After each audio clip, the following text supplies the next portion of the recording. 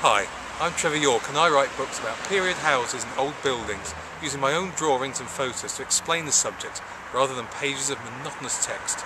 They're ideal for those of you who are new to architecture, want to understand more about the places they visit, or are looking to restore their own property.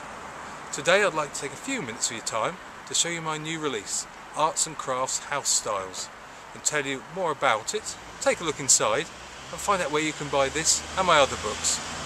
What would you think of if I asked you to picture an arts and crafts house? A rustic building with timber framing, red brick and stone, Victorian house for sure, but with a quaint sort of appearance.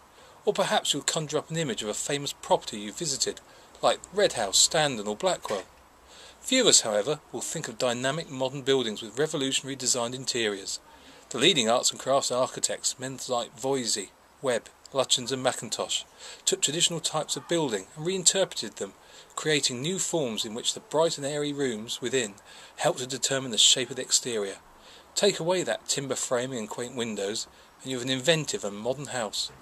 But arts and crafts was more than just a design style. It was a social movement in which its exponents, under the influence of John Ruskin and William Morris, tried to raise the standard of craftsmanship to that of the fine arts and create guilds in which the ordinary worker could take control of the whole creative process.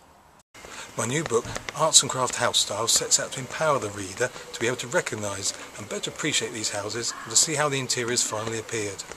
This is a colourful introduction to the subject and a handy guide for those who may want to understand more about their own house or are renovating an arts and craft property.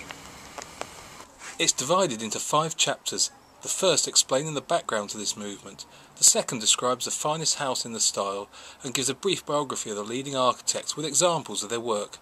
The third looks at speculative built terraces which imitated the style, and is followed by a section packed with photos of exterior features like windows, doors and decorative details, which are useful for identifying or when restoring an arts and crafts house.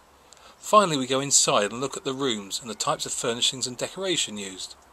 It's an easy to follow guide to the subject, with a glossary to explain unfamiliar words and over 150 individual drawings, diagrams and photos in colour.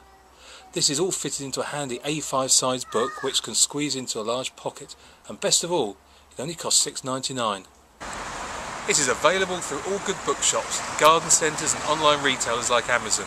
There is also a substantial discount available online at my publisher's website, www.countrysidebooks.co.uk, where all the other books in the series can be purchased.